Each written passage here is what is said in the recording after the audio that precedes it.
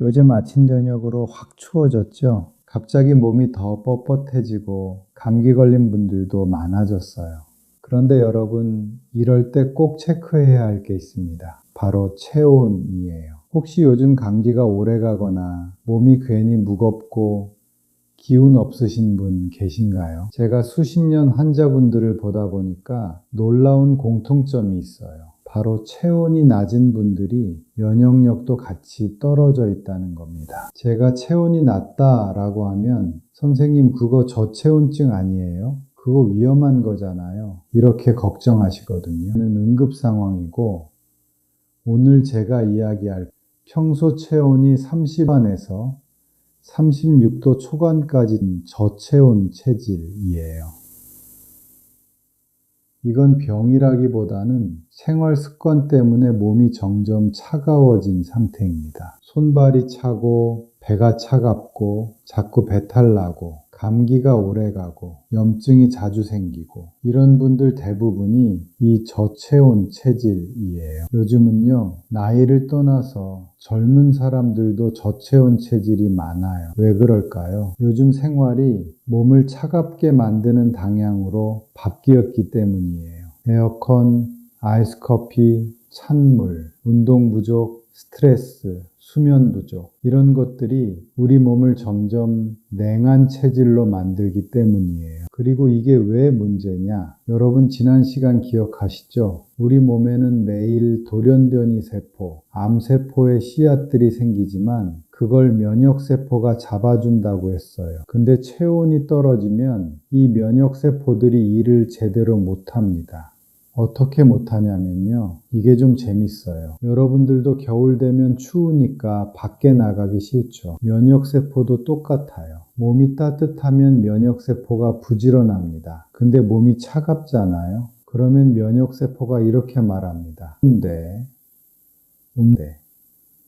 저건 좀 이따 잡을까? 그러다 놓칩니다. 원래는 바로 제거했어야 할 돌연변이 세포를요. 그래서 체온이 곧 면역 속도라고 말씀드리는 겁니다. 체온이 1도 떨어지면 면역력은 최대 30% 감소하고 반대로 1도만 올려도 면역세포 활동이 5배 가까이 늘어난다는 연구들도 많아요. 고작 1도만 올리면 면역세포들이 눈 번쩍 뜨고 일하기 시작해요. 몸이 따뜻해지면 면역이 깨어나고 감기 회복도 빨라지고 염증이 줄고 소화력도 좋아지고 수면도 깊어져요. 오늘 강의 끝까지 보시면 왜 체온이 1도만 달라져도 몸 상태가 달라지는지 단번에 이해되실 겁니다. 그리고 여러분이 누워서도 할 수 있는 체온 1도 올리기도 알려드릴게요. 혹시 여러분은 아까 말씀드렸던 저체온 체질이신가요? 댓글로 남겨주시고 시작 전에 좋아요 한번 눌러주시면 이 영상이 더 많은 분들께 전해지는데 큰 도움이 됩니다. 자, 그럼 이제 체온이 왜 이렇게 중요한지 조금 더 깊이 들어가 볼게요. 아까 말했듯이 체온 1도가 오르면 면역세포가 깨어난다고 했잖아요. 그럼 구체적으로 우리 몸속에서 어떤 변화가 일어나는지 한번 살펴보겠습니다. 여기부터는 여러분이 앞으로 몸을 관리하는데 정말 큰 기준이 될 내용이에요. 우리 몸의 면역세포들은 37도 근처에서 가장 활발하게 움직입니다. 자동차 엔진도 온도가 너무 낮으면 시동이 잘 안 걸리고 출력이 떨어지고 연비도 나빠지죠. 우리 몸도 똑같습니다. 체온이 36도 아래로 떨어지면 면역세포들의 움직임이 딱 그 상태가 돼버려요. 속도고 일은 해야 하는데 귀찮고 딱 이런 상태예요. 그런데 체온이 1도 올라가면 무슨 일이 생기느냐? 첫 번째, 백혈구 속도가 빨라집니다. 백혈구는 바이러스, 세균, 염증을 잡아먹는 우리 몸의 군인인데요. 이 온도가 딱 1도만 올라가도 이 군인들의 이동 속도가 빨라집니다. 그래서 감기 걸리면 회복이 빠르고 염증이 덜 오래 갑니다. 두 번째, NK세포 활동이 강해집니다. NK세포는 암세포나 비정상세포를 직접 찾아가서 공격하는 우리 몸의 특수부대예요. 근데 이 친구들이 추우면 정말 게을러져요. 체온이 올라가면 올라가자마자 뭐야, 힘이 솟네, 일 좀 해볼까 하면서 바로 활동이 강해져요. 세 번째, 혈액순환 자체가 달라져요. 체온이 오르면 혈관이 열리면서 혈액이 훨씬 잘 돌기 시작하겠죠. 그러면 자연스럽게 몸 구석구석까지 산소가 충분히 공급되고 필요한 영양소가 잘 전달되고 쌓여있던 노폐물도 훨씬 빠르게 빠져나가요. 특히 손발차고 수족냉증 있는 분들은 도대체 왜 이렇게 몸이 얼음 같지? 원인이 바로 이거예요. 마지막으로 네 번째, 소화력, 대사력이 좋아집니다. 이건 의외죠. 위장도 근육이에요. 근육이 움직이려면 혈액 공급이 잘 돼야 하죠. 좀 전에 혈액순환 자체가 달라진다고 했죠. 소화기관까지 혈류가 잘 도니까 얘네들도 잘 움직이는 거예요. 추울 때 손이 얼어 있으면 글씨도 제대로 안 써지고 손가락이 굳어서 힘이 안 들어가죠. 근데 따뜻한 곳에 있으면 손가락이 곧 잘 움직이고 감각도 살아나요. 위장도 똑같아요. 따뜻해지면 움직이는 힘이 살아나는 거예요. 먹으면 체하는 분들, 아침마다 속이 더부룩한 분들, 소화력 떨어진 분들, 사실 소화력이 떨어지는 이유도 크게 복잡한 게 아닙니다.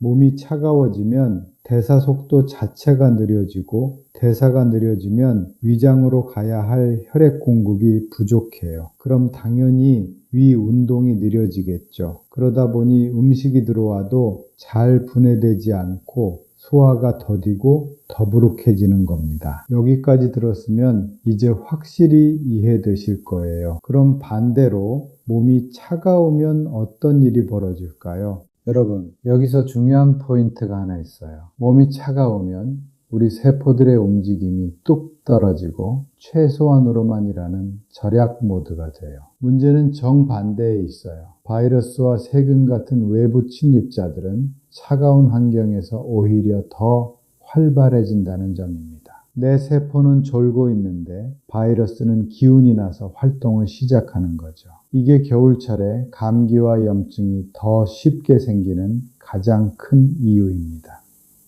그럼 왜 특히 나이가 들수록 체온이 더 잘 떨어질까요? 이유는 크게 세 가지. 첫 번째는 근육이 줄어드는 거고, 두 번째는 혈액순환이 떨어져요. 세 번째는 기초대사도 떨어져서 그래요. 그래서 같은 실내 온도에서도 어르신들이 훨씬 더 춥습니다. 내 몸이 이미 저체온 상태인지 눈치도 못 챌 때가 많아요. 한번 체크해 보실까요? 제가 저체온 신호 7가지를 말씀드릴 건데 몇 개나 해당되는지 한번 들어보세요. 하나, 손발이 항상 차다. 둘, 아침에 일어날 때 몸이 뻣뻣하다. 셋, 소화가 잘 안 되고 자주 체한다. 넷, 감기 잘 걸린다. 다섯, 자주 피곤하다. 여섯, 잠을 잘 못 들거나 자주 깬다. 일곱, 상처나 멍이 잘 안 낫는다. 여기서 3개 이상 해당되면 저체온 체질이에요. 이제 다음으로 그럼 어떻게 하면 체온을 자연스럽게 올릴 수 있을까 알려드릴게요. 먼저 몸을 따뜻하게 만들려면 가장 쉽게 접근할 수 있는 곳이 바로 목 뒤입니다. 많은 분들이 몸이 차면 발부터 따뜻하게 해야 한다 생각하시는데 사실 체온 조절의 핵심은 목 뒤에 있어요. 목 뒤에는 중요한 혈관과 신경이 모여 있습니다. 여기가 차가워지면 전신 혈액순환이 순간적으로 떨어져요. 그래서 목 뒤를 따뜻하게 해주면 전신 체온이 빠르게 올라갑니다. 방법은 간단해요. 전자레인지에 수건 데워서 목 뒤에 얹어 두셔도 되고 요즘 온열팩 많이 팔죠. 그걸 20분 정도 목 뒤와 어깨 사이에 대주면 굳어있던 승모근이 풀어지면서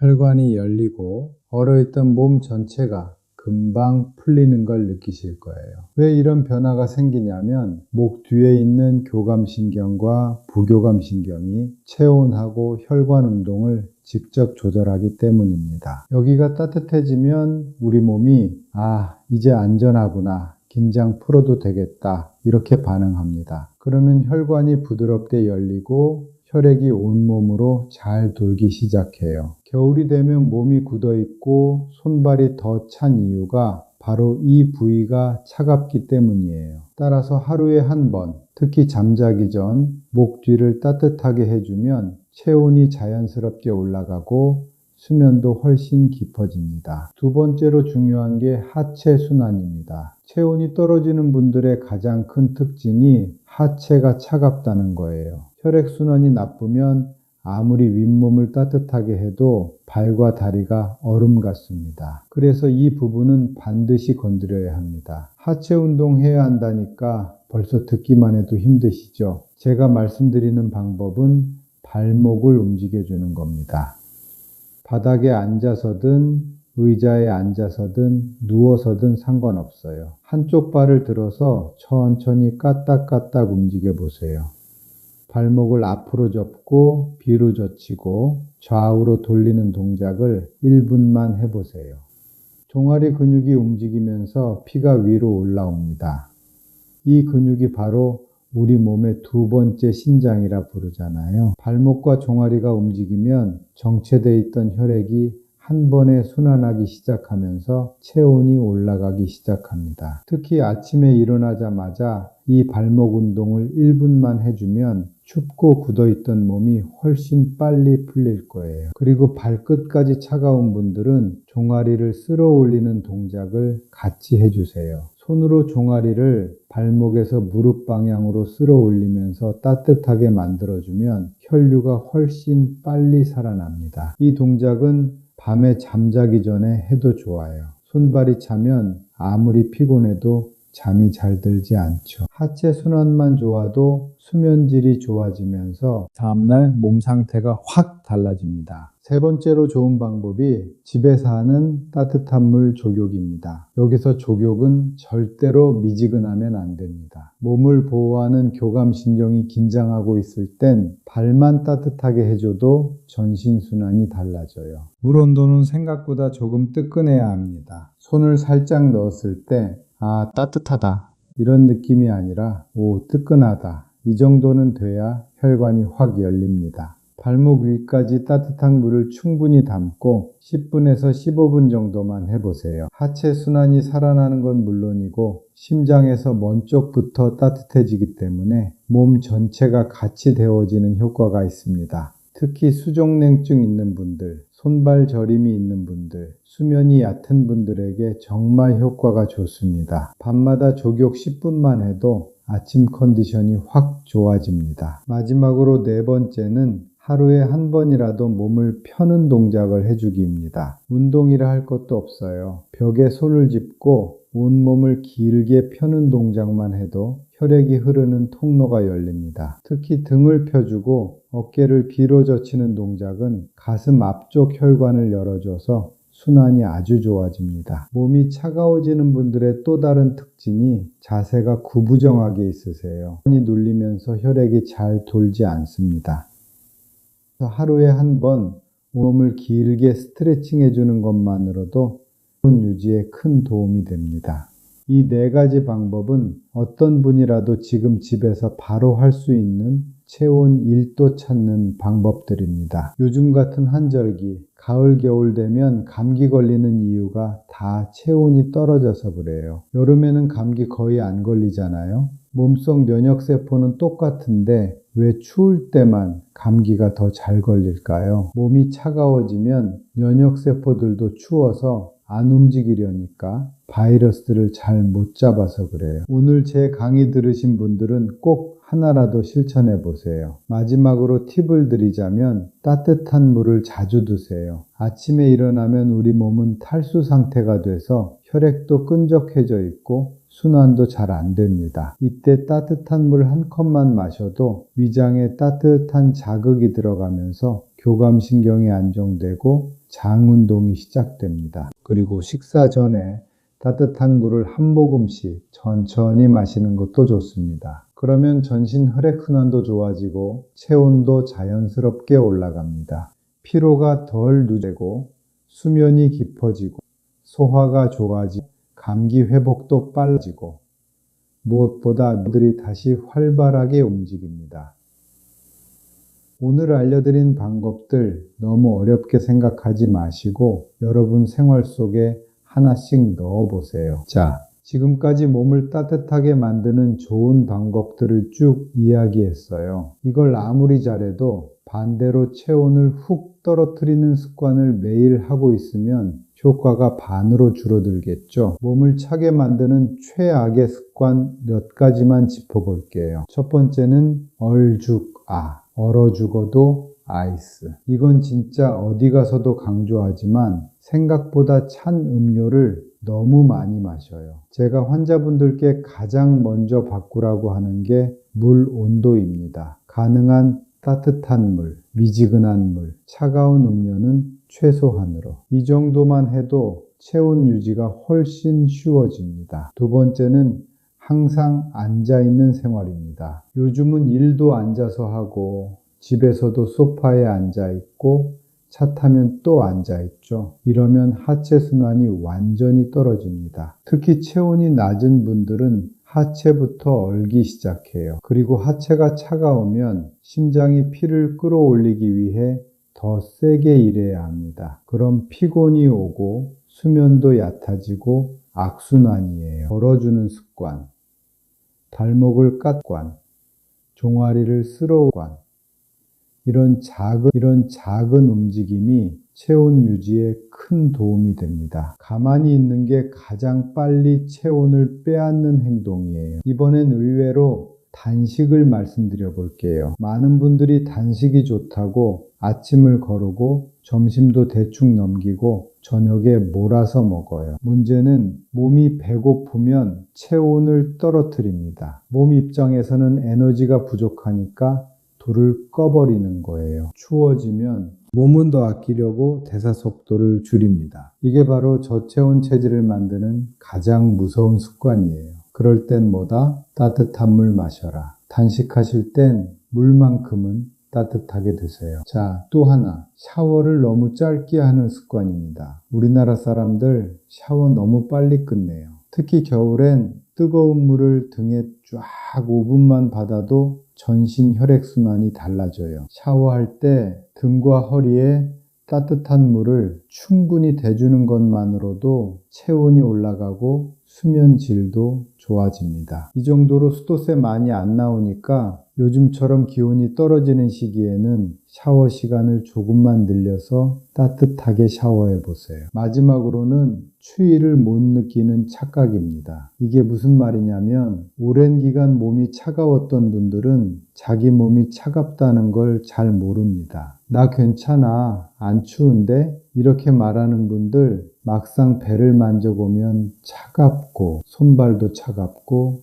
등도 식어 있어요. 그건 이미 저체온의 신호입니다. 몸이 추위를 느끼지 못할 정도면 이미 바닥까지 떨어진 거예요. 제가 말씀드린 습관 하나라도 계속 반복하면 체온이 떨어지고 면역이 무너지고 몸 전체가 굳어버립니다. 그래서 체온을 올리는 것보다 먼저 빼앗기는 걸 막는 게 훨씬 더 중요해요. 선생님, 몸을 따뜻하게 해주는 음식은요? 체온이 낮은 분들은 음식으로 불씨를 살려놓지 않으면 아무리 운동하고 따뜻하게 입어도 몸이 금방 식어버려요. 일상에서 바로 실천할 수 있는 체온을 올리는 음식.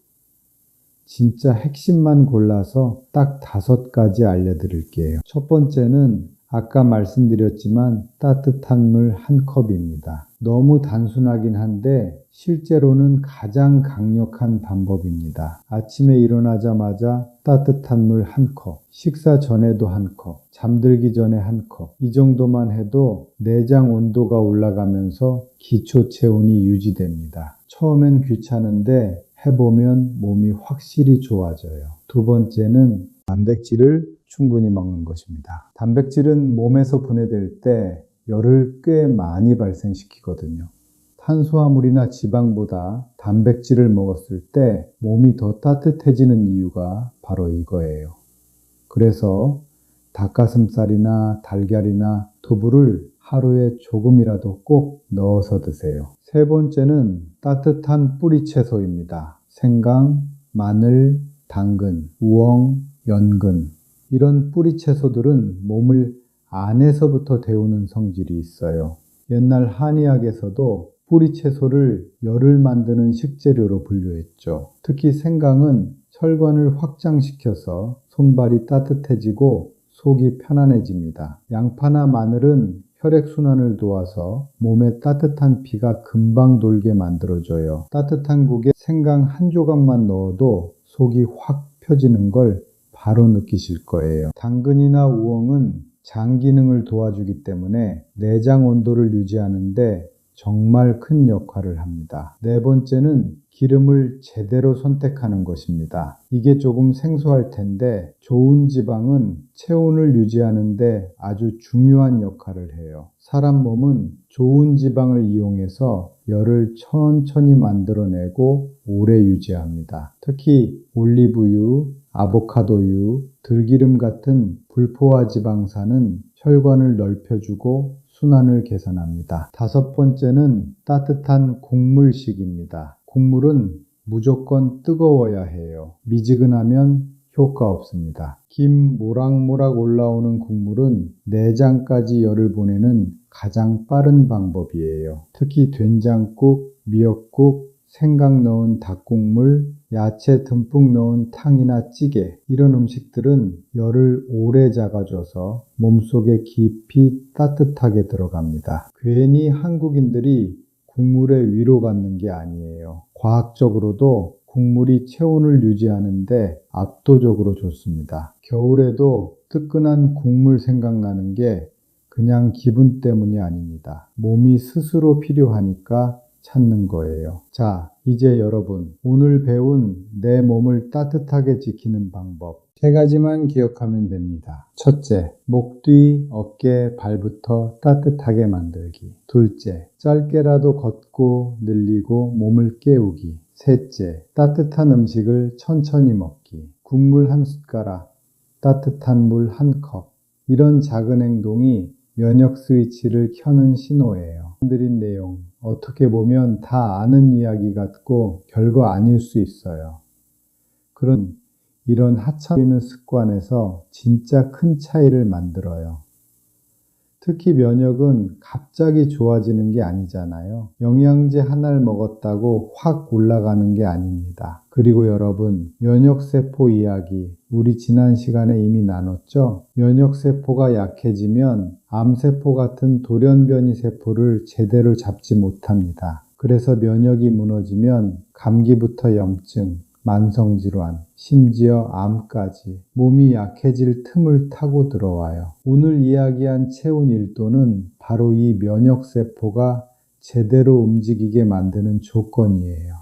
그래서 오늘 여러분께 꼭 기억해달라고 말씀드리고 싶은 건 이 단 한 문장입니다. 체온을 지키는 것이 면역을 지키는 가장 빠른 길이다. 이제 곧 겨울이죠? 앞으로 더 추워질 텐데 너무 집안에 틀어박혀 가만히 있지 마시고 가벼운 움직임이라도 꼭 해주세요. 강의 끝나고 따뜻한 물 한 컵만 마셔도 오늘 배운 걸 바로 실천하신 겁니다. 이 다음 단계는 잠을 통해 면역세포를 다시 살리는 것인데 많은 분들이 수면제도 드시고 잠을 못 주무신다고 해서 다음 강의에서는 잠만 고쳐도 다음날 몸이 달라지는 방법을 아주 쉽게 알려드리려고 합니다. 이번 영상을 보신 분들은 다음 편도 꼭 이어서 보셔야 전체 흐름이 완성됩니다. 잠과 면역은 떨어질 수 없는 관계니까요. 마지막으로 오늘 강의가 도움이 되셨다면 좋아요 한번 눌러주시고 주변에도 공유해 주시면 진짜 많은 분들이